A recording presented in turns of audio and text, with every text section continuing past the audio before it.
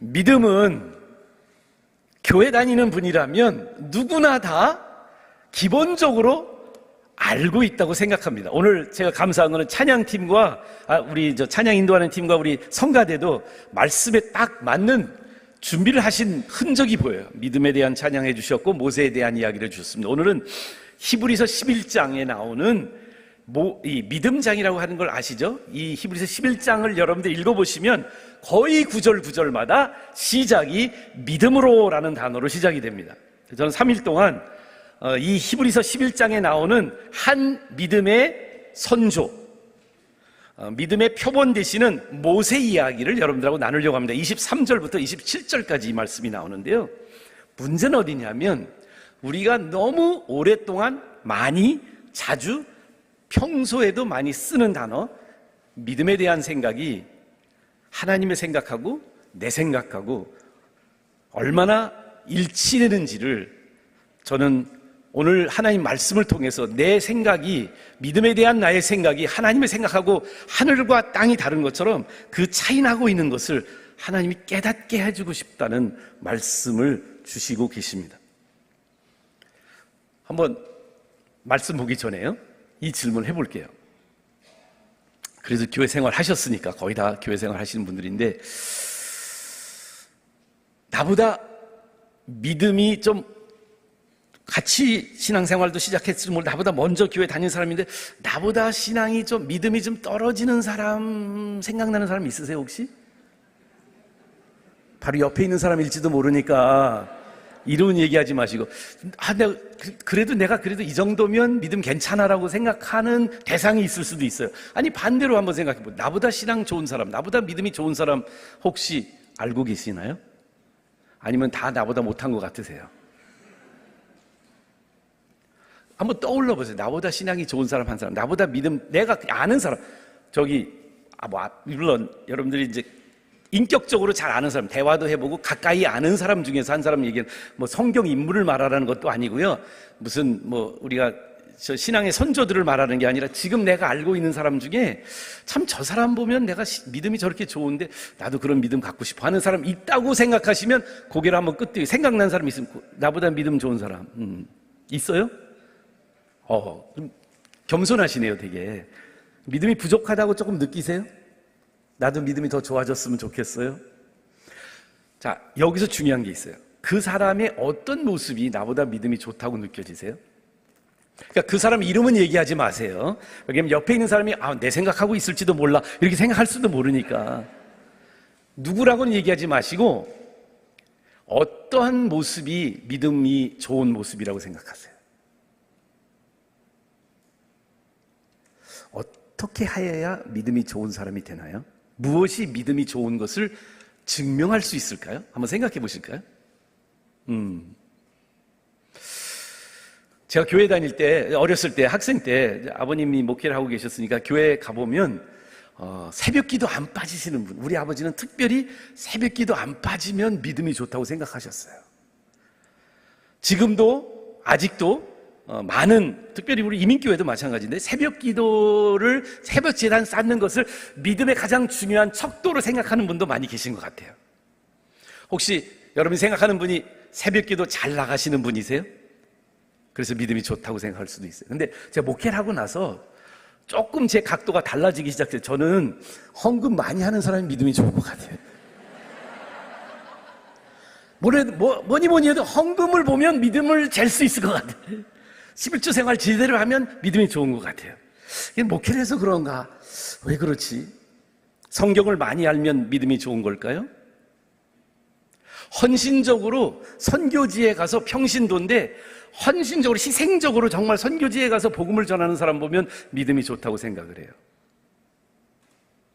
근데 히브리서 11장을 읽어보면 우리가 생각하는 믿음의 선조들조차도 히브리서 11장의 의도하심이 이 히브리서 11장은 믿음에 대해서 우리한테 성경, 하나님의 마음과 성경의 정의를 보여주려고 하는 성경적인 믿음이 뭔지를 보여주려고 하는데 그 내용을 읽어보면 의외인 부분들이 종종 나와요. 히브리서 11장을 보시면 제가 그냥 예화를 그냥 몇 가지만 한번 들어보아 드릴게요.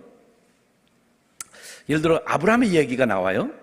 아브라함의 물론 처음에는 이제 가인과 아벨의 이야기도 나오고 에녹의 이야기도 나오고 그 다음에 노아의 이야기도 나오는데 아브라함 이야기가 좀 길어요. 이 11에서 11장 말씀드리는 거예요. 근데 9절에 보니까 아브라함 이야기를 하면서 이런 얘기를 해요.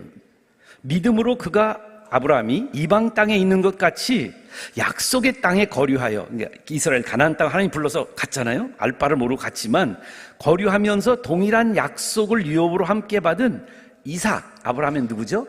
아들이에요. 이삭과 야곱과 더불어 장막에 거하였더라. 여기 9절의 시작이 믿음으로로 시작해요. 믿음으로 아브라함이 아들 손자하고 텐트 치고 함께 보냈다. 저희 원천교회는 젊은 세대들이 많아요. 제가 목회하고 있는 원천교회는. 근데 얼마 전부터 한 10년 전부터 한국에는 이 주말에 캠핑 바람이 불었어요. 그래서 교회에 열심히 하는 우리 집사님들이나 뭐 성도님들이 주말에 자주 빠지는 거예요. 가만히 보니까 캠핑을 하러 가는 거예요. 근데 어떤 분이 그래요. 아브라함도 아들하고 손주하고 텐트 치면서 보낸 게 믿음의 행위라고 하니까 우리 애들 데리고 캠핑하러 가도 이 믿음의 행위가 아닐까? 왜 히브리서는 이걸 믿음의 표본이라고 말하지? 특별히 저는 이제 이 믿음의 조상은 아브라함이 우리 이스라엘 민족이 생각하는 하나님께 기도하는 대상은 아브라함의 하나님, 그 다음에 뭐죠? 이삭의 하나님, 야곱의 하나님이에요. 그럼 여기 아까 말한 뭐 노아, 에녹, 뭐 아벨, 그 다음에 아브라함의 얘기를 하는데 이삭과 야곱의 이야기는 한 구절씩밖에 안 나와요. 20절에 이삭의 이야기와 21절에 야곱의 이야기가 나와요. 근데 여러분들 이삭과 야곱의 이야기를 성경 창세기에서 읽어보시면 저희가 지금 1학기 1월부터 7월까지 제가 야곱 시리즈로 지금 막 설교를 했거든요. 이제 야곱 시리즈가 끝났는데 야곱의 이야기가 엄청나게 많아요. 엄청나게 많은 일들이 야곱한테 일어나요. 야곱이 베델에서 돌베개 베고 자다가 하나님이 하늘의 환상을 보고 거기 돌베개를 제단 삼아서 거기에 예배를 드렸던 야곱의 모습, 많은 이야기들이 나오거든요. 야곱, 베델, 그 야복강가에서 하나님과 씨름하면서 거기 브니엘에서 하나님이 환도뼈를 쳐가지고 거기서 이스라엘이라고 이름이 바꿔진 그런 경험까지 했던 이 야곱의 스토리를 보시면 엄청나게 믿음의 행위들, 믿음의 모습들을 고르려면 고를 제목들이 너무 많아. 근데 야곱에 대해서 이렇게 얘기해요. 21절에 믿음으로 야곱은 죽을 때 요셉의 각 아들들에게, 손주들이에요. 요셉의 각 아들들에게 축복하고 지팽이의 머리 의지하고 경배했다. 요게 딱 한 구절이야. 제가 드리고 싶은 말씀의 요지는 이거예요. 성경 특별히 믿음장에 대해서 믿음이 어떤 것이냐고 읽기 시작을 하면 마음을 열고 눈을 뜨고 내 고정관념과 내 통상적인 생각을 가지지 않은 채 말씀을 읽기 시작하면 내가 생각하고 있는 믿음의 모습하고 너무 다른데? 아까 말씀드렸잖아요. 11조 잘하는 사람, 새벽제단 잘 사는 사람, 기도 열심히 하는 사람, 금식 잘하는 사람, 이런 사람들이 믿음의 사람이라고 나는 생각을 하는데 히브리 11장에 나와 있는 믿음의 모습은 전혀 제가 기대하고 있는 모습들이 아닌 부분들을 하나님은 포착하고 계세요.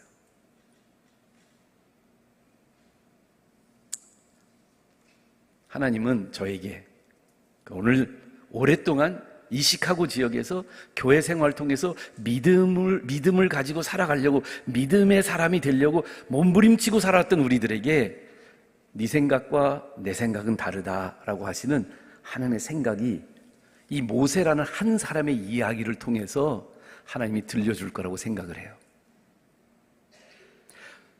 그래서요, 요즘 넷플릭스 같은 거 봐도요, 정주행이라는 얘기 아세요? 여러분들 한국에서 뜨는 말인데 뭔가 시리즈물이 나오거든요. 대부분 요즘 시리즈물이 나오는데 정주행 한다는 건 뭐냐면 한 번에 쫙 다 보는 거예요. 그래서 모세 이야기를 금요일 오늘 저녁, 내일 저녁, 주일 저녁까지 정주행 하시는 여러분들 되시길 바랍니다. 끝까지 다 오셔서 보셔야 돼요. 왜냐하면 이 3일 중에 하루, 3일 다일 수도 있지만 하루는 반드시 내 안에 있던 잘못되고 하나님의 생각과 틀린 부분들을 하나님이 오늘 여러분과 저에게 당신의 마음을 열어서 진짜 믿음이 뭔지, 찐 믿음이 뭔지, 성경적인 믿음이 무엇인지를 회복하셔서 여러분들도 히브리서 11장에 나오는 믿음의 조상들과 같은 믿음의 사람들이 되기를 주님의 이름으로 축원합니다. 그러려면 고정관념을 깨트려야 되거든요. 오늘 한번 읽어볼 거예요. 제가 3일 동안 본문을 4구절, 5구절밖에 안 되는데 요 구절들을 집중적으로 보기 위해서 오늘 전체 이 구절 모세 이야기를 한번 다 보려고 그래요. 스크린에 제가 한번 같이 볼 테니까 함께 보았으면 좋겠어요. 그냥 넘겨주시니까 좋네요. 자, 우리 한 번 더 읽어볼 텐데요. 같이 읽었으면 좋겠어요. 근데 여기 구절마다 믿음이란 단어가 나오고 믿음의 하나님이 무엇을 말씀하는지를 한번 모세의 삶을 통해 오늘 23절만 보고 내일은 24절에서부터 26절, 마지막 날은 27절 한 구절 볼 거거든요. 함께 읽어보겠습니다. 시작. 믿음으로 모세가 낳았을 때 그 부모가 아름다운 아임을 보고 석 달 동안 숨겨 왕의 명령을 무서워하지 아니하였으며, 다음 거죠. 믿음으로 모세는 장성하여 바로의 공주의 아들이라 칭함받기를 거절하고 도리어 하나님의 백성과 함께 고난받기를 잠시 죄악의 낙을 누리는 것보다 더 좋아하고 그리스도를 위하여 받는 수모를 애굽의 모든 보화보다 더 큰 재물로 여겼으니 이는 상 주심을 바라봄이라. 마지막 구절이요. 믿음으로 애굽을 떠나 왕의 노함을 무서워하지 아니하고 곧 보이지 아니하는 자를 보는 것 같이 하여 참았으며. 아멘. 제가 이 모세 이야기를 선택한 이유가 있습니다. 제가 시카고에 25살에 와서 시카고에 와서 처음으로 한인 교회를 만났어요. 전 테네시에서 대학을 나왔습니다. 사실은 그 전 이야기라면 저는 1961년 2월 8일 수원시 인계동 326번지에서 태어나서 18년 동안 한국에서 자라났어요. 그러니까 여러분들 만약에 여러분들이 한국에 왔는데 뭐 지하철이나 쇼핑센터나 그런 데서 저를 만나셨으면, 아니면 심지어는 비행기에 저 옆자리에 앉으셨으면 제가 한국말 할 거라고 생각을 하셨을까요? 전혀 안 보이시죠, 그렇게. 근데 저는 한국에서 태어나서 만 18세까지 한국에서 다 자라났어요. 주민등록도 50년 만에 딱 한 번 인계동에서 원천동으로 한 5km밖에 안 옮겼어요. 저는 한평생 수원 사람이에요. 근데 미국에 왔는데 시카고에 오니까 처음으로 교포들을 만난 거예요. 저는요, 그러니까 테네시에서 공부했거든요. 그러니까 백인들만 있는데 왔다가 시카고에 와서 한국 음식도 먹고 한국 사람들 보니까 살 것 같더라고요. 그런데 여기서 만난 교포들을 통해서 제 생각이 완전히 달라진 거예요. 처음으로 얘네들이 나를 보더니 그 교포 아이들이 나를 보고 굉장히 헷갈려 했거든요. 근데 나는 얘네들을 보고 나도 헷갈렸어요. 여러분들 헷갈린다는 말이 무슨 말인 줄 아시죠? 무슨 말이에요? 헷갈린다는 말이 무슨 말이에요? 예? 뭐 영어로 말하네. 어떤 뭐라고? 저 영어 잘 못 알아들어요. 자, 한국말로 헷갈림의 정의를 내릴게요. 해가 땅에 쫙 깔리는 게 헷갈리는 거예요. 웃으시는 분들은 아재시네요. 젊은 애들은 이런 조크하면 안 웃는데. 근데 그 말씀을 저의 전도사님, 지금은 은퇴하신 목사님이신 이동원 목사님이 전도사님 때 저를 보더니 그러신 거예요. 요셉아, 난 너만 보면 헷갈린다. 근데 그분 말씀이 그 다음 토시를 닫는데 뭐라고 그러냐면, 야, 너는 진짜 헷갈리는 사람이 왜요? 그랬더니 너는 미국도 아니고 한국도 아니야. 헷갈리는 시간이 무슨 시간이니? 낮도 아니고 밤도 아닌 시간이 헷갈리는 시간이야. 너는 미국도 아니고 한국도 아니야. 제가 그림 하나 준비해 왔어요. 잘 보일지 모르는데 앞에 너무 좋은데 이게 사진이 오래된 사진들이라 제 어렸을 때 사진을 좀 가져왔거든요. 제가 1965년도에 태어났는데요. 태어난 게 아니라 사진인데요. 61년 태어나서 한 4살 때 사진이네요. 앞을 꺼야지 뒤를 끄면 뭐해요? 죄송합니다. 그런데 왜 불을 줄이라고 하면 너무 잘생긴데 사진이 잘 안 나왔네. 키지 말고 끄라니까요. 너무 너무 잘생겼죠. 그렇죠. 근데 가만히 보세요. 왜냐하면, 물론 이제 제 동생은 2년 뒤에 태어납니다. 그래서 3남매를 키우셨는데, 가만히 보면, 저희 어머니는 이제 미국 사람인 거 아시겠죠. 그렇죠. 걔는 미국 어머니, 한국 아버지. 그러니까, 보통 여러분, 물고기가, 맛있는 물고기가 어디서 잡히는 줄 아세요? 한류와 난류가 만나는, 따뜻한 물과 차가운 물이 만나는 데서 물고기가 제일 맛있어요. 제일 멋진 사람이 어디서만, 동양과 서양이 만나면 제일 예쁘고 멋진 사람들이 나와요. 아멘, 할렐루야. 네, 저와 같은 아이를 두신 분인 것 같은데. 자, 근데 그 중에도 유심히 보시면 제가 더 미국 사람 같이 안 생겼나요? 제 여동생은 더 한국적이죠. 그렇죠? 남동생은 그거보다 더 한국적이에요. 제가 가만히 생각해 봤어요. 왜? 나는 50%거든요. 우리가 어머니가 미국 사람이니까. 근데 어머니가 한국 온 지 얼마 안 돼서 제가 태어났고요. 한국에 와서 김치와 마늘과 된장찌개를 많이 드시고 나서 나온 아이들은 더 한국식으로 생기기 시작을 했어요. 그러니까 전 자라날 때 되게 헷갈리게 자라났어요.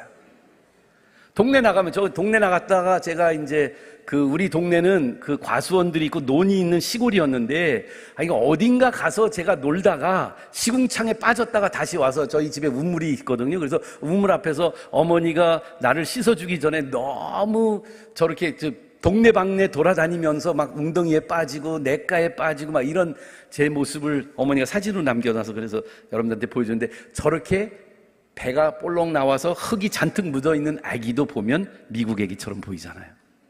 그렇죠? 동네 나가면 사람들이 맨날 그래. 언제 한국에 왔니? 저 한국에서 태어나서 18세까지 한국에서 살았다니까요.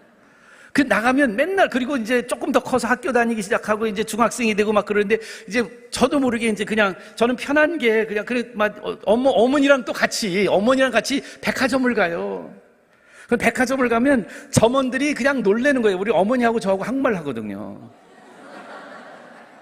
어떤 때는 한 번은 택시를 타고 갔는데 택시기사가 사고 낼 뻔했어. 우리가 둘이 뒤에 딱 타가지고 제가 이제 어디 가자고 막 말하니까 화들짝 놀라면서, 어머, 한국에 얼마나 됐어? 그래. 한국에서 태어났다니까요. 전 지금 65세인데 한국에서 60년 이상 살았잖아요. 한 달 전에 옷을 구해야 돼서 네일을 사러 이제 마트를 갔어요. 이제 이마트에 보면 이제 식료품 파는 데 말고 네일을 파는 데를 찾으러 갔는데 내 사이즈가 없는 거예요. 원하는 게 있는데. 근데 점원들이 저를 다 피해요. 영어 해야 될까 봐. 그래서 제가 한참 만에 이거 들고 저기요, 저 좀 도와주세요. 나 이 사이즈 좀 찾아주세요. 그랬더니 오더니 그분이 한 30도 안 됐어? 근데 이분이 여자분인데, 어머머머, 이렇게 한국 말씀 너무 유창하게 잘하세요. 한국에 오신 지 얼마나 됐어요? 당신보다 2배는 더 됐습니다. 근데 제가 왜 이 말씀 드리냐면, 제 한평생, 지금까지 저의 인생의 과제가 뭔지 아세요? 정체성이에요. 아이덴티티예요. 저는 그 질문을 끊임없이 할 수밖에 없는 인생을 살아요. 나는 누구지? 나 진짜 한국 사람이야? 나 헷갈리는데?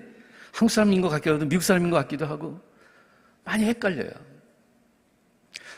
할 얘기는 너무 많은데, 그러니까 한 번은 코스타라고 하는 집회가 독일에서 열렸어요. 전 한국에서 프랑크푸르트로 날아갔고, 미국에 있는 우리 교포 목사님들, 유명한 목사님들이 몇 분이 오는데, 프랑크푸르트에 있는 한인교회 한 집사님이 봉고차를 끌고 나와서 우리 강사들 다 모시고 이제 코스타 수련회장으로 가는 거예요. 근데 나머지 분들은 다 미국에서 오셨고, 미국에 있는 교포교회 목사님들이에요. 근데 제가 앞자리에 앉았는데, 저를 보더니 계속 운전하시면서 집사님이, 왜 이렇게 한국 말씀 잘하세요? 왜 이렇게 한국 말씀 잘하세요? 이렇게 유창하게 한국말 잘하는 왜 미국 사람 처음 봤어요? 막 이러시는 거예요. 그래서 제가 그분한테 딱 보고 내가 말했어요. 여기 뒤에 앉아있는 저분들이 다 미국 사람이고, 저만 한국 사람이에요.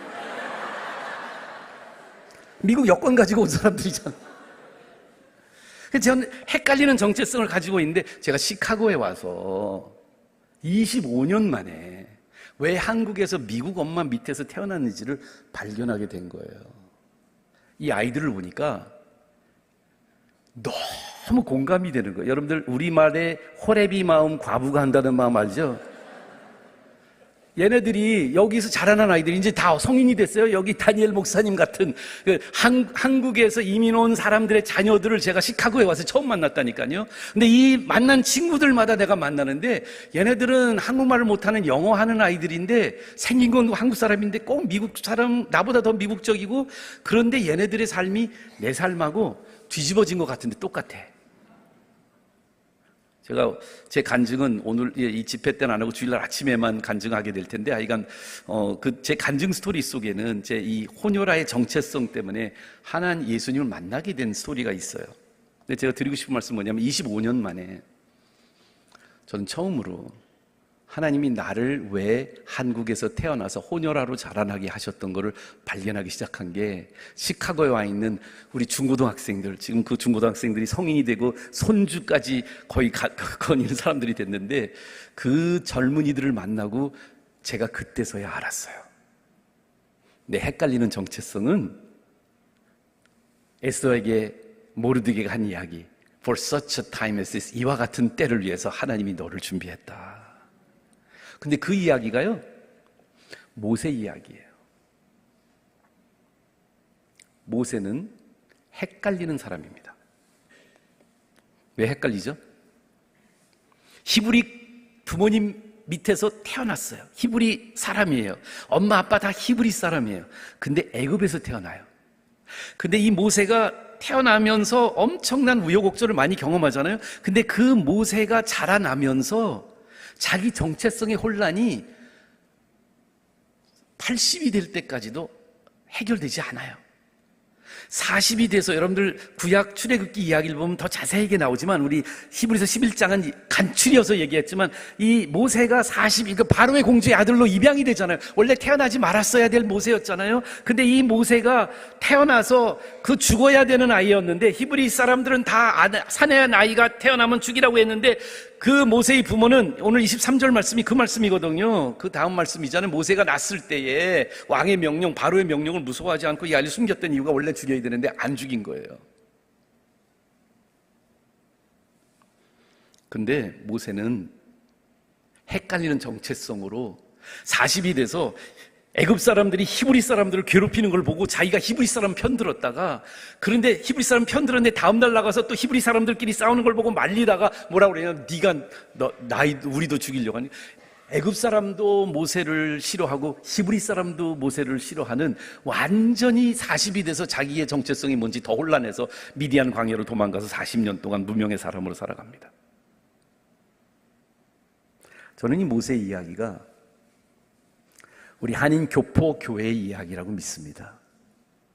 저는 여러분들과 여러분들의 자녀들, 저와 여러분들의 자녀들이 이 믿음의 생활을 이 땅에 와서 하시게 된 여러분과 저에게는 모세를 준비해 주셨고, 모세를 통해서 하나님이 엄청난 구속사의 역사를 이루신 그 하나님께서 모세에게 믿음을 주셨는데, 이 모세의 믿음 때문에, 여러분 사실 우리가 구약 성경의 처음 5권, 어떻게 보면 히브리 성경의 가장 중요한 모세 5경을 우리에게 모세를 통해서 준비해 주셨을 뿐만이 아니라, 사실은 구약의 최고의 영적 영웅이라고도 말할 수 있는 모세의 인생은 모세가 만든 게 아니라 하나님이 만드셨습니다. 모세의 믿음은 모세가 잘나서 생긴 믿음이 아니라 하나님이 모세에게 주신 믿음은 선물입니다. 이민 오지 않았으면 믿음 생활 안 하실 분들 너무 많아요. 이민 오지 않으셨으면 여러분들의 자녀가 복음을 못 들었을 분들도 많이 있어요. 오늘 모세의 이야기가 오늘 저녁, 내일 저녁, 일요일 저녁까지 모세의 믿음이 우리들의 믿음이 되고 우리 자녀들의 믿음이 되시기를 기도하는 마음으로 이 말씀을 준비합니다. 그런데 보세요. 첫 번째 구절이, 오늘 말씀이 뭐냐? 참 모세의 믿음을 이야기하는데, 한 2가지로 저는 이 말씀을 보면 눈에 딱 잡히는 게 있어요. 믿음은 대부분 내가 가져야 된다고 생각하거든요. 믿음은 나로부터 시작된다. 특별히 오늘 회장님도 침례 목사, 오늘 강사도 침례교 목사예요. 우리가 장로교 때문에 굉장히 피해의식을 많이 느끼고 있는데, 우리 침례교에서는 뭐냐면, 침례도 세례도 자기 입으로 믿음을 고백하지 않는 사람한테 안 주는, 우리 독특한, 그래서 우리는 믿음은 스스로 자기가 age of accountability라고 하죠. 우리가 이제 자기가 스스로 입으로 고백할 수 있을 때 믿음이 있다고 생각을 하거든요. 그러니까 저 같은 침례교 목사한테는 이 말씀이 굉장히 어떻게 보면 의외예요. 뭐가 의외냐면 모세의 믿음을 얘기하고 있는 거예요.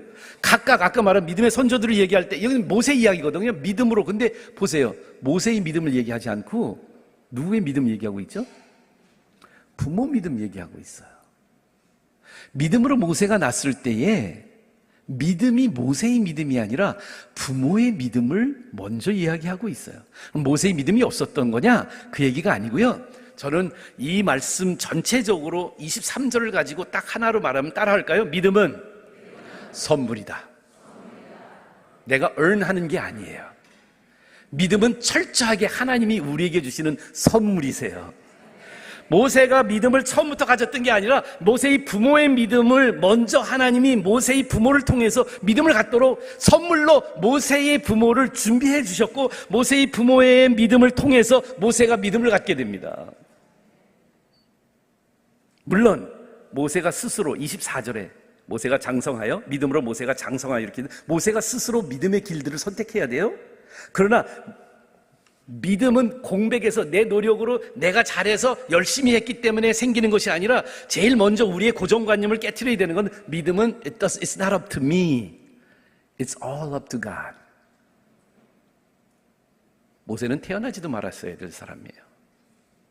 모세의 인생을 주관하신 분은 하나님이에요.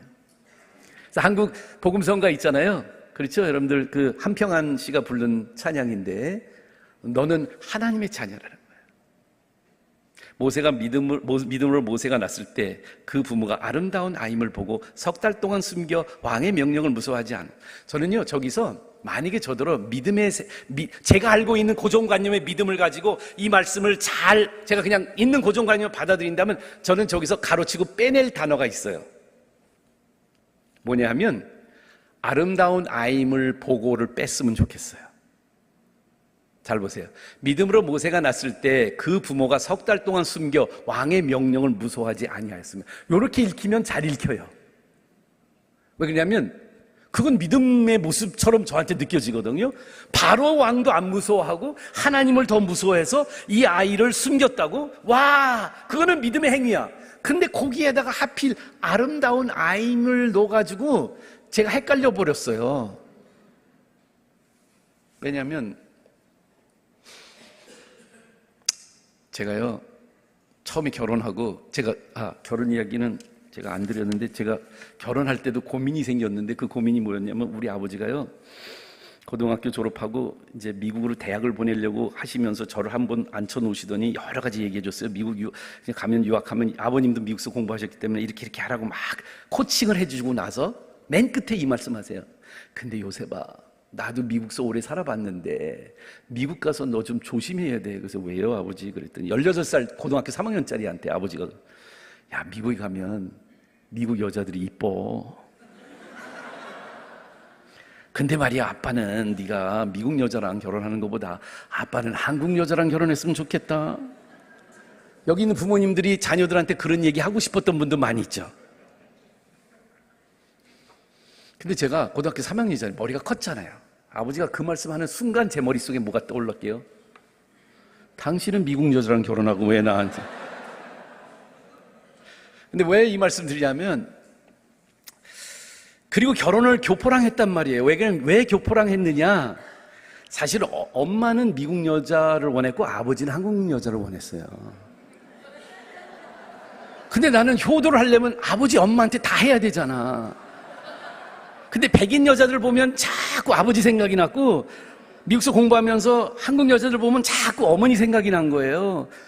고민하는데 하나님이 제 고민을 해결해 줬어요. 그래서 아예 하이프네이드 사람을 만났어요. 코리안 아메리칸을 만나가지고 미국에서 캘리포니아에서 자라는 자매를 만났거든요. 근데 아버지는 보자마자 좋아하는 거예요. 한국 사람 같이 생겼다고. 남자는 그래. 겉포장만 보고 대부분 그냥 결정을 해. 밥도 먹고 같이 교제하고 나서 엄마가 그러는 거예요. 이야, 참 너무 좋은 자매래요. 그래서 엄마 왜 좋아해? 그랬더니 그 여자는 바나나래. 아시죠? 바나나. 동양 사람처럼 노란 껍질을 가지고 있는데 안에 까보니까 다 백인이래. 우리 아내가 완전히 백인 동네에서 자라났거든요. 말하는 것도 백인, 습관도 백인, 먹는 것도 백인, 다 생각하는 것도. 우리 엄마가 너무 좋아해. 너는 선물 받으면 포장이 중요하냐, 알맹이가 중요하냐 그러시면서 우리 집 들어오는 첫째 며느리는 엄마가 좋아하는 미국 여자가 들어왔어 그러면서 좋아하시는 거예요. 근데 내가 엄마한테 그 여자가 계란이면 난 뭘까? 그랬더니 바나나면 난 뭘까? 그랬더니 우리 엄마가 너는 계란이야 그러는 거예요. anyhow, 그것도 아재 개그인데 그렇게 결혼했잖아요. 애 넷을 낳았어요. 사실은 둘만 낳으려고 그랬어요. 이름도 미리 둘은 다 정해놨어요.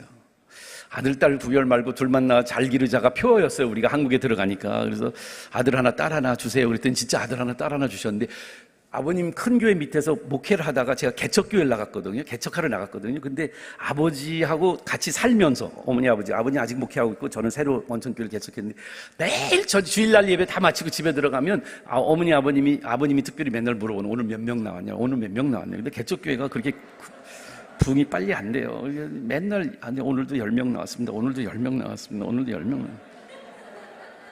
근데 내가 큰아들인데 아버지한테 너무 죄 짓는 것 같아서 내가 아내한테 여보 우리 특별히 금식기도 좀 하자고. 교회 부흥을 위해서. 우리 아버지가 매주일 물어보는 난 괴로워서 못 견디겠다. 그래서 우리 둘이 손잡고 열심히 기도했거든요. 그랬더니 하나님이 우리 교회 부흥을 응답해 주셨어요. 우리 아내의 배를 부르게 해서 셋째를 임신하게 한 거예요. 그래서 또 기도했더니 넷째까지 낳게 해주신 거예요. 우리 교회 목사님 중에 한 분이 아들 하나만 낳겠다고 나한테 단언하면서 같이 동역하는 목사님 계신데 우리가 넷째 낳는 거 보고 거기도 둘째를 낳았어요. 근데 뭐가 중요하냐면 그게 중요한 게 아니라 내 애들을 낳고 보니까 4명을 낳았잖아요. 저는 한 번도 분만실에 들어가 본 적이 없어요. 넷째 때 미국 와서 낳았을 때 그때 한 번 분만실 처음 3명 분만실 안 들어가고 밖에서 대기만 하고 있었는데 그 병원에 보면 이렇게 아기가 태어나고 나면 이제 아빠들한테 보여주는 유리로 된 방이 있었어요. 요즘은 다들 들어가지만 오늘 못 들어가서. 근데 이렇게 딱 10명. 근데 제가 아주대병원에서 그 셋째가 낳고 첫째, 둘째는 또 한양대병원에서 낳는데 큰 병원에 가니까 아기 낳는 애들이 같은 날 많은 아기들이 난 거예요. 그러니까 저 옆에 다른 아빠들이 많이 있는 거예요. 그러니까 애를 보여주는데 제가 같은 대기실에 앉아있는 어떤 아빠는 막 술 먹고 왔는지 오면서 냄새, 담배 냄새, 술 냄새, 이런 신앙 없는 아빠가 와서 딱 유리창을 열는데 그 애를 보고 나는 이제 기도하고 새벽 기도하고 성경 보고 와서 큐티 다 하고 와서 딱 여서 보는데 나는 믿음이 좋으니까 우리 애가 아름답게 보이고 이 사람은 믿음이 없으니까 애가 믿게 보였을까요? 믿음으로 부모가 아이가 낳았을 때 아름답게 본다는 이야기가 무슨 믿음의 이야기예요? 여러분들 이해하세요? 제가 왜 우리들의 생각의 고정관념을 깨트리고 계신지를 잘 보셔야 돼요. 모세가 태어났는데 그 부모가 아름다운 아기로 본 게 믿음이래요. 의아한 마음이 들어야 맞는 거예요. 하나님은 그 의도하심이 있으셨던 거예요. 제가 이 의아함이 언제 생겼냐면 제가 선교지에 갔는데 우리가 시카고에서 내가 25살 때 그 아이들을 만나고 나서 느꼈던 느낌을 2001년도에 선교지를 갔는데 선교지에서 한국 MK들을 보면서 또 본 거예요.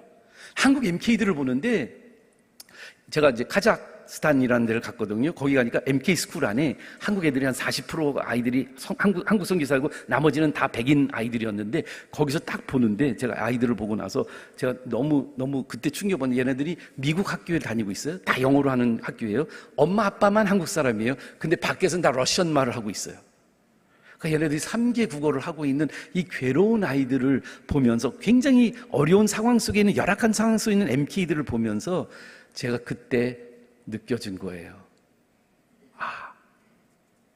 이 아이가 모세 같은 아이들이구나. 그래서 이 말씀에 저 말씀을 제가 읽고 있는데 부모님들한테 모세 이야기를 해줘야 되겠다고 생각하면서 저 말씀이 있는데 딱 저 말씀에 제가 딱 걸린 거거든요.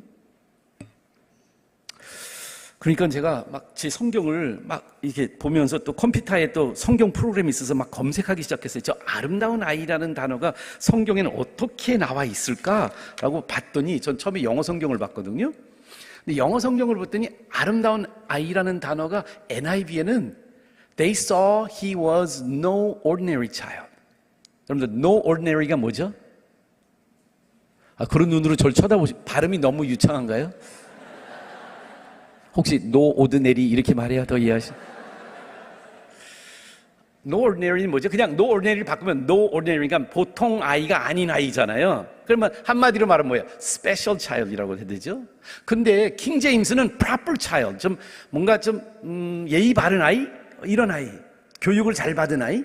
그런데 NLT는 unusual child, 좀 특이한 아이.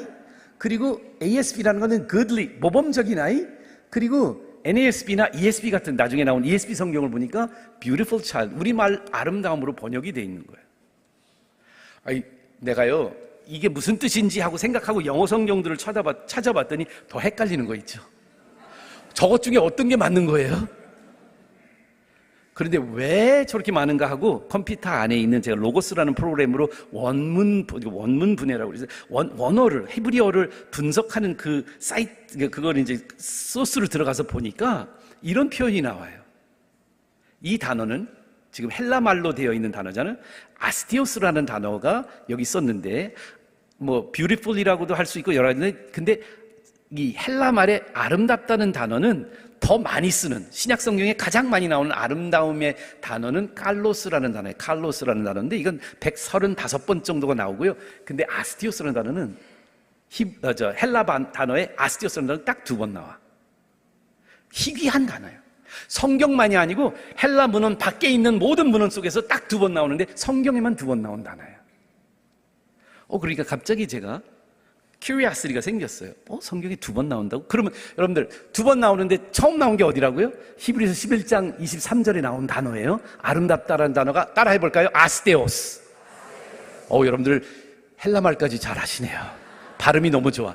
아스테오스가 성경에 딱 2번 나오고 헬라 문헌에 딱 2번 나와서 희귀하기 때문에 영어 성경이 번역이 문맥을 통해서 번역을 해야 되는데 이게 보통 아이가 아닌 아이 같아, 아니면 얘는 아주 아주 특별한 아이 같아, 뭐 이런 표현들은 맞는데 아름다운 표현도 맞는 것 같아요.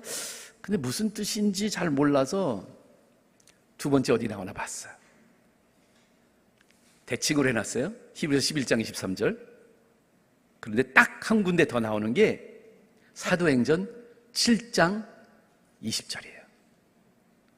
자, 여러분들 한국말로만 이쪽에 있는 거 먼저 읽을까요? 시작. 모세가 낳았을 때 그 부모가 아름다운 아임을 보고. 근데 사도행전 7장 20절에 뭐예요? 모세가 낳는데 하나님 보시기에 아름다운지라. 우리가 헬라 문장을 제가 안 써드렸지만 헬라 문장은 거의 문맥이 다 똑같고 한 단어만 바뀌었어요.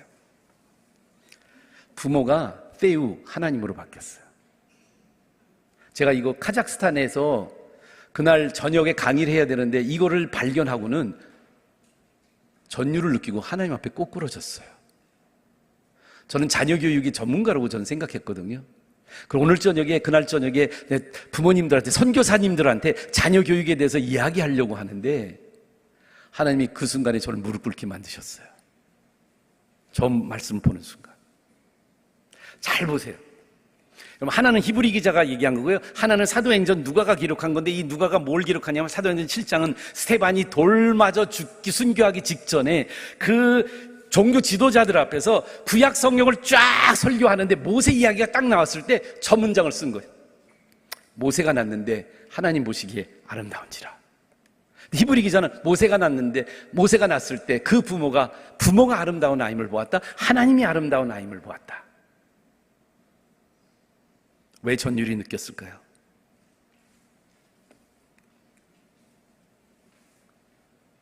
그동안에 저는 믿음은 뭔가 내가 열심히 하는 것, 내가 노력하는 것, 내가 뭔가 이렇게 돌을 쌓아서 올라가는 것, 나의 믿음이 자라고 나의 믿음이 커지는 것은 내가 하나님을 향한 나의 뭔가 열심이 있고 행위가 있고 이런 것을 믿음이라고 생각을 했는데요. 모세의 부모가 가졌던 믿음, 모세가 모세 되도록 모세를 모세로 만들어 놓았던 그 부모의 믿음이 어떤 믿음이었을까요? 그들이 뭘 열심히 했을까요? 그 당시에는 교회도 없었어요. 애굽 문화 속에서 애굽 사람들이 믿는 그러한 바로를 신으로 모실 수밖에 없는 그 세속주의, 인본주의, 철저하게 타락한 애굽 문화 속에서 이 두 부모가 한 역할이 뭘까요? 믿음으로 모세가 났을 때 그들이 한 게 뭘까요? 딱 하나예요. 아스티오스하게 모세를 본 거예요. 아스티오스하게 보는 게 뭐라고요? 몰라요. 어떻게 번역해야 될지 모르겠어요. 근데 아스테오스, 무슨 뜻인지 모르지만 한 가지는 확실한 것 같아요. 사도행전 말씀과 히브리 말씀을 둘 다 옆에다 놓고 잘 보니까 이거예요. 따라 하실까요? 믿음은 하나님의 관점을 회복하는 것이다. 하나님께서 보시는 대로 보는 것이 성경적인 믿음이에요. Seeing as God sees us. 하나님이 우리를 어떻게 보시는지를 성경의 말씀을 통해서 나는 그동안에 나를 보는 것조차 내 정체성의 헷갈림, 여러분들의 자녀들의 정체성의 헷갈림 속에 그들이 보고 있는 것은 부모가 어떻게 생각하느냐, 외부 밖에 있는 사람들이 나를 어떻게 보느냐, 모든 사람들의 시선에 의해서 나의 정체성을 형성했던 우리들에게 진짜 믿음은요, 믿음의 시작은요, 믿음의 진짜 모습은 뭐냐 하면 하나님이 보시는 대로 나부터 보고, 하나님이 보시는 대로 사물을 보고, 하나님이 보시는 대로 이웃을 바라보는 것이에요.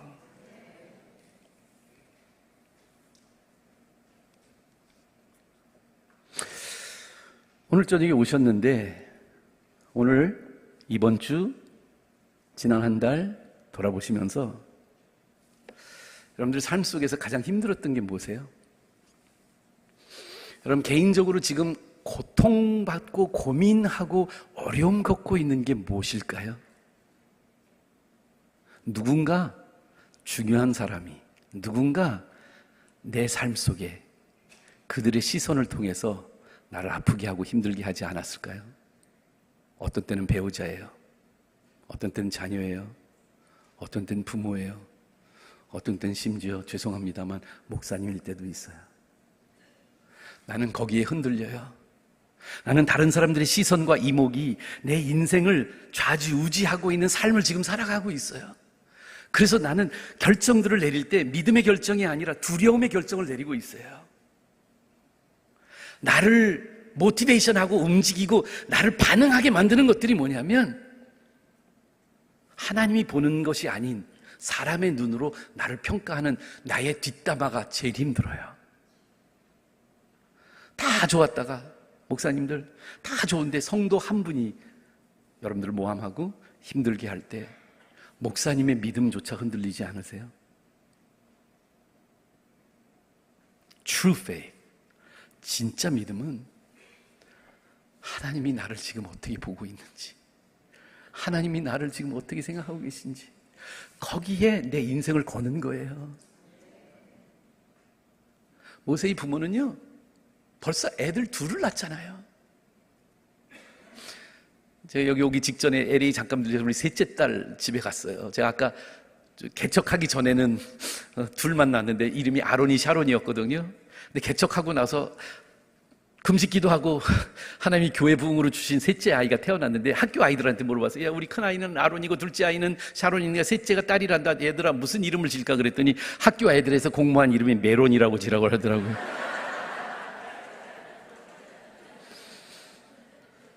근데 셋째 아이가 태어나고 우리 부부가 굉장히 힘든 과정을 겪었어요. 우리 부부의 관계도 어려웠고 우리 셋째 아이의 삶도 굉장히 어려웠어요.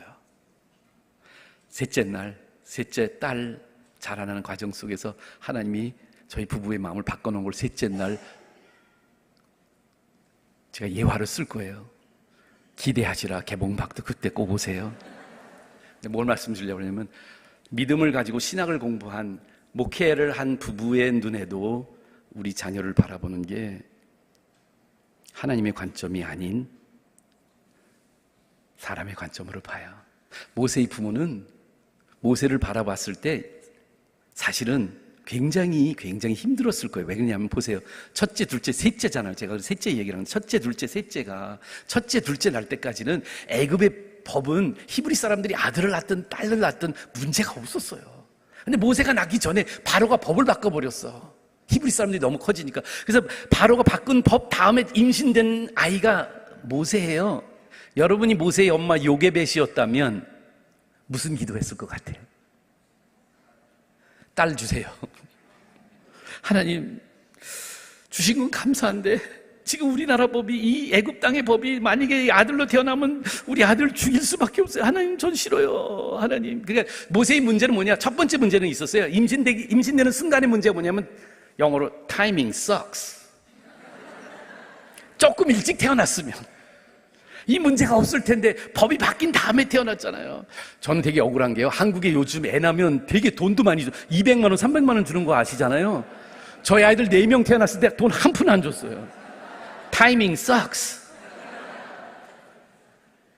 그런데 모세의 문제는 타이밍의 문제만이 아니라 아마 9개월 동안 딸 달라고 기도했던 요게벳의 마음속에 두 번째 문제는 gender. 하나님이 주신 성별이 부모의 기도에 정반대되는 거예요. 그럼 어떤 때는 원치 않은 아이의 모습들을 보시지 않으세요?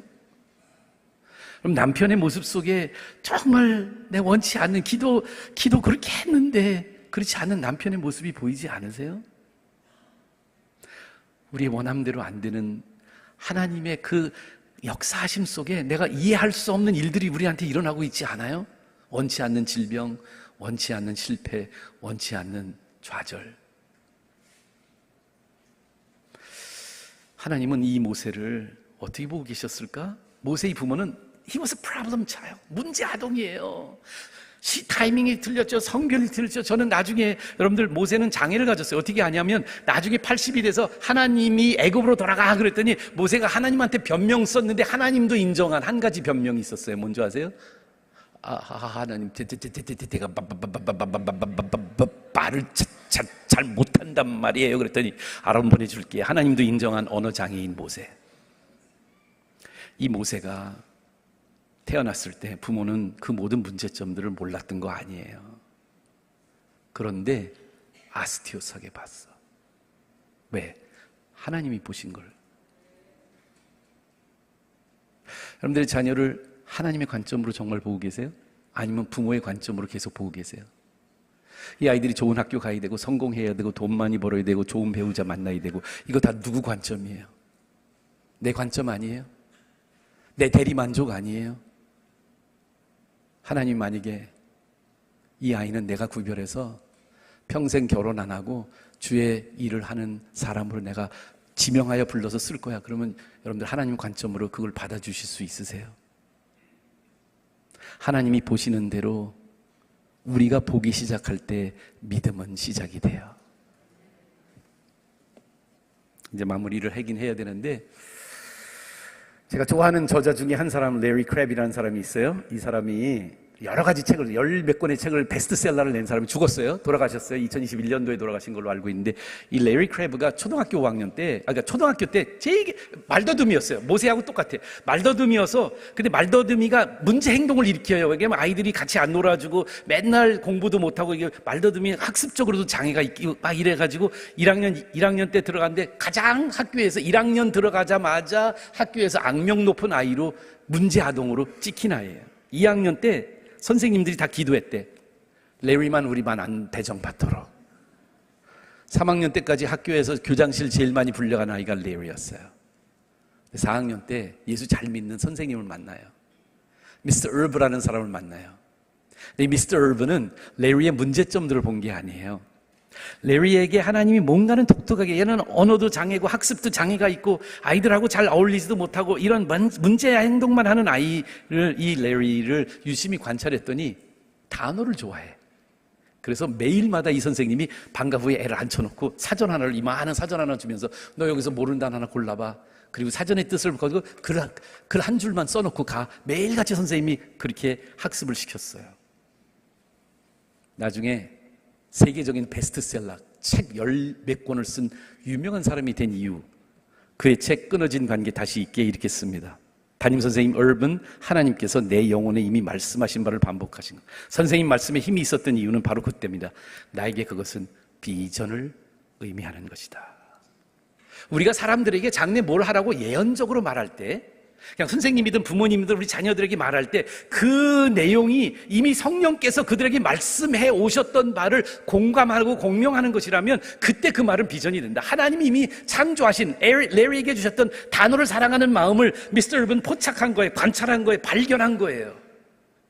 그 말을 했더니 너는 단어를 좋아하니까 책을 쓸 수 있는 사람이 될 수 있을 것 같아. 그 말이 비전이 됐어요. 이렇게 합니다. 그의 결론은 이거예요. 확실히 해둬야 될 것은 어떤 사람들이 우리 학생들이, 자녀들이, 목사님들이 아이들에게 비전을 만들어내는 것이 아니라 단지 그 비전이 이미 있음을 잘 보세요. 뭐라고요? 본다는 것이다. 이게 중요합니다. 비전은 식별, 구별, 발견되는 것이지 우리가 비전을 만들어내는 것이 아니다. 제가 청소년 집회 많이 다녔거든요. 한 번은 내가 청소년 집회 가서 부모님하고 아이들하고 같이 앉아있길래 내가 이제 어떤 부모님 한 사람한테 부모님 젊었을 때 비전이 뭐였어요? 라고 내가 비전이 뭐예요? 라고 물어보니까 이분은 난 외교관이 되고 뭐 이런 얘기를 했어요. 근데 내가 학생 한 명 이렇게 해서 What was your vision? 그랬더니 1.5래. 미국 애들은 비전이 시력이야. 한국은 비전이 꿈이야. 근데 이 아이가 맞아. 여러분들 비전은 볼 수 있는 능력이에요.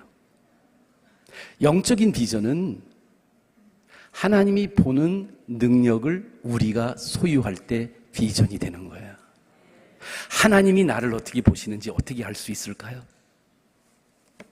성경 하나님의 말씀을 통해서 우리를 어떻게 보시는 하나님의 시선을 발견하게 되는 것이죠. 제 이야기하고 마칠게요. 제가 학교 가기 전에 어렸을 때 동네 나갔다 들어오면 맨날 저는 이제 놀림 받고 들어오니까 제 안에 이렇게 상처가 좀 많이 너덜너덜해졌어요. 뭐 그런 질문도 많이 받지만 짓궂은 아이들은 돌도 던지고 막 머리도 뽑아가려고 그래. 이게 금발머리라고. 그땐 금발이었거든요. 지금 백발이 됐지만 하여간 그 다음에 어떤 애들은 뺑코 그러는 거예요. 그럼 내가 너무 뺑코 이야기를 하루에 한 5번, 6번, 7번 듣고 들어오면 그날 밤에는 내가 마음이 괴로워서 우리는 구들장이 있는 온돌방이었거든요. 그래서 여러분들 주무실 때 어떻게 주무세요? 보통 이렇게 주무시든지 이렇게 주무시잖아요. 저는 뺑코라는 얘기를 많이 들으면 집에 와서 이렇게 잤어요. 코가 좀 납작해지라고. 근데 아버지가 하루는 그러는 거예요. 이제 학교 갈 때가 좀 됐는데 하루 날 불러다 놓더니 제 큰아들이잖아요. 그러면서 야, 내가 엄마하고 고민 많이 했어. 너 어디 학교 보낼까? 홈스쿨링도 할까? 엄마가 초등학교 선생님이거든요. 근데 그 당시에 뭐 홈스쿨링 하는 사람 아무도 없었고. 근데 그러시면서 뭐라 그랬냐면 서울에 있는 외국인 학교, 선교사 자녀 학교를 보낼까도 고민했는데 그냥 아빠, 엄마가 기도하면서 하나님 주신 음성은 뭐냐면 너는 김씨야. 너의 혈관에는 한국 사람의 피가 흐르고 있으니까 고등학교 때까지는 한국 학교 그냥 다녀. 저는 우리 아버지 별로 그런 거 안 좋아했어요. 협조하지 않으면 혁대를 동원하셨던 분이라 그 권위적인 아버지의 그러나 어쩔 수 없어서 저는 인계국민학교라는 데를 들어갔어요. 근데 학교 가서 되게 적응 못했어요. 맨날 뭐 집에 맨날 전 수줍어. 누가 말 시키는 거 싫었어요. 그냥 말 잘하면 또 그거 잘한다고 왜 이렇게 한국말 잘하냐고 하지. 영어 해보라고 그러지. 맨날 그래서 싫었는데 수줍음이 많았는데 국민학교 4학년 때 남창국민학교에 있던 선생님이 정근 오셨는데 제가 3학년 때까지는 수줍고 발표도 안 하고 막 이런 아이들 이 선생님이 나를 이제 우리 60명이거든 한 반에 아이들 중에 그 선생님 이제 처음 인사 다 하시고 그날 다음 날인가 하여간 저를 교무실로 부르시더니 내가 남창국민학교에 있을 때 웅변반을 만들어서 웅변반을 이렇게 해서 이게 웅변 대회를 애들 데리고 나갔다고 하시면서 내가 우리 반에 보니까 요셉이가 웅변 잘할 것 같아. 근데 저는 학급에서도 발표하는 거 싫어했던 사람이거든요. 그래서 선생님한테 저 그런 거 싫어요. 뭐 앞에 나가서 말하는 거 진짜 싫어요. 선생님 안 할래요. 그리고 막 도망쳤어요. 그리고 집에 왔는데 우리 아버지가 선생님이 전화했다는 거야. 그러면서 아버지가 저더러 아빠도 웅변반 너 들어갔으면 좋겠어. 그러면서 혁대를 만지작 그러는 거예요.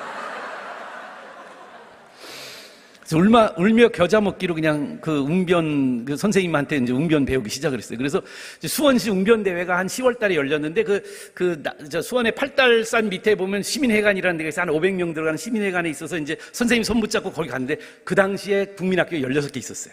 수원에. 인계국민학교가 제일 변두리에 있는 학교, 어떤 속된 말로 똥통학교라고 그랬는데, 하여간 근데 이제 거기에 제가 수원 인계국민학교 대표로 웅변 나간 거예요. 근데 뭐 더 이제 기라성 같은 학교들이 똑똑한 아이들이 많고 과외하는 아이들이 많은 학교들 이제 그 나온 거예요. 근데 보니까 애들이 다 웅변을 잘해.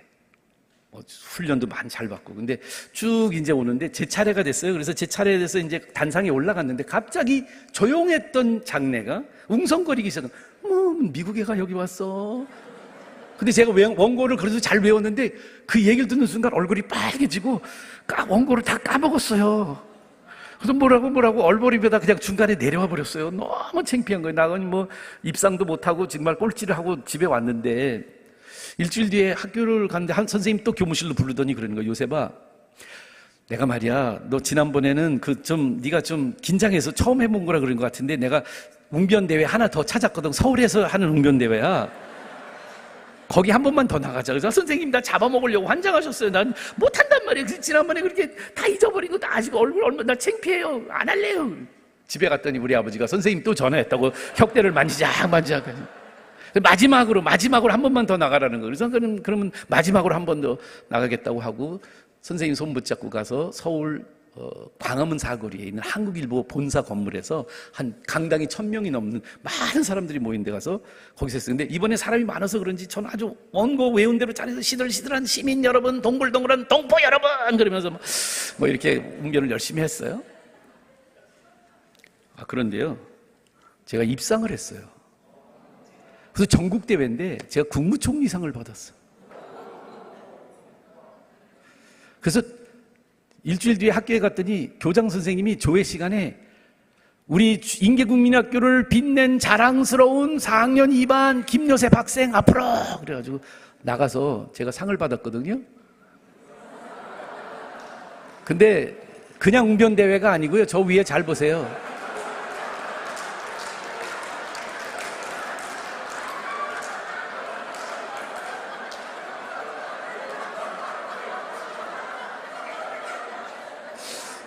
맞잖아요. 외국인 한국 말하기 대회. 그 한국일보에 영자신문이 있습니다. 코리아타임스라는 영자신문이 그 당시에 이건 뭐 70년대 초반인데 외국 사람들 있잖아요. 선교사님이라든지 주재원이라든지 대사관 직원들, 나 한국말 잘 못하는데 한국을 사랑합니다 이렇게 말하는 사람들.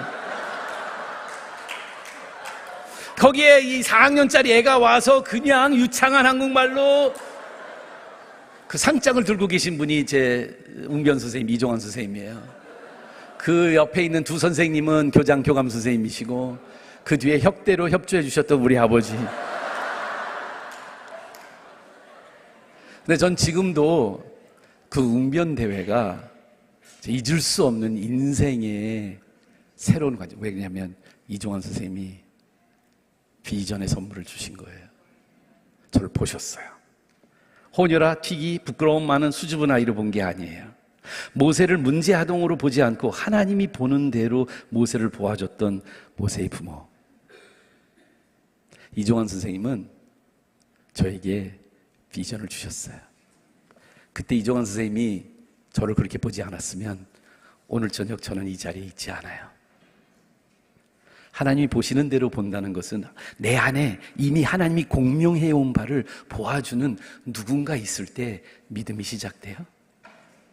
여러분의 믿음은 어떻게 생겼어요? 어떤 때는 친부모, 어떤 때는 영적인 부모에 의해서 여러분들을 특별하게 보았을 거예요. 근데 그분들이 여러분들을 잘 본 게 아니에요. 이종환 선생님, 우리 아버지 어머니가 저를 잘 보기 전에 하나님이 저를 그렇게 보아주셨어요. 믿음대로 산다는 게 뭘까요? 하나님이 나를 보시고 하나님이 내 이웃을 보시고 내 사랑하는 가족을 보는 대로 우리가 보기 시작할 때 우리의 관점이 인본주의적인 관점에서 신본주의적인 하나님 중심적인 관점으로 나의 시력이 바뀔 때, 나의 안경이 바뀔 때, 관점이 바뀔 때 그때야 믿음이 되는 거예요. 교회 30년, 50년 교회 직분 다 받아도 세속적인 생각이 아직도 바뀌지 않았다면 그건 믿음이 아니에요. 기도하시겠습니다.